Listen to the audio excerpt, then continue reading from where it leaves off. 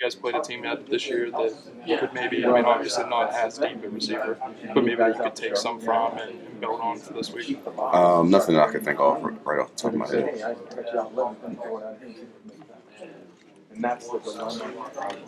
Can you tell me just a little bit about the challenge you guys are going to face? Seeing Coleman, like Coach Forrest said, they move them all around the field. Are you guys up for that challenge, and what's it really going to look like? We faced that challenge. If it hasn't been this year, it was last year, where receivers have moved all across the field. I mean, doing different things. That's just they're trying to get the ball into his hands, and we know where no matter where he may be, then we have to apply pressure right there.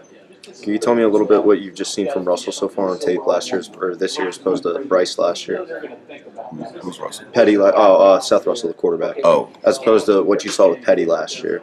oh, they're similar style quarterbacks. I mean, Petty was more willing to. I felt as though he was more willing to get out of the pocket because he was a bigger body, and I guess he could take some more of those hits.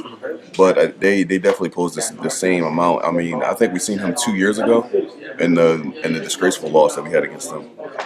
Appreciate it. You comfortable being left out on an island, especially in a game like this where these receivers can burn for days?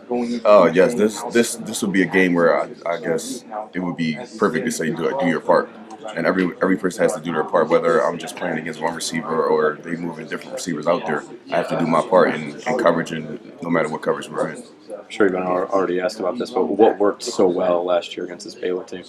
I think we came out with a lot of effort and enthusiasm, and the stadium was lightning last year, and I mean, it was great. So I mean, them coming into a different environment like that, it definitely played a huge part. Where is this team's confidence at after these last few games? We're the same as we were from game one. I mean, you're going to lose. I mean, there's no doubt about it. I mean, few teams go undefeated every year.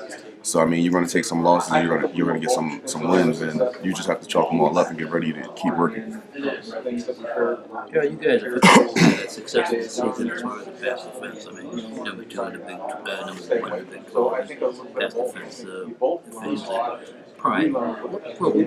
Obviously, you guys have pride of that. And now you're going against probably the best offense in the city.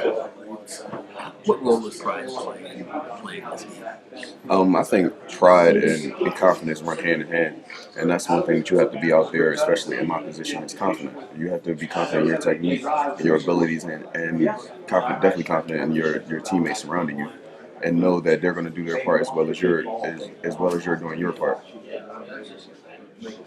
Way the Big 12 set up round robin scheduling seems like every team has a memory of what happened the previous year. Is that what kind of makes this conference unique? And the fact that Baylor was saying during media days that obviously you guys probably remember the beatdown the year before, and then what happened last year transpired. And do you believe in all that?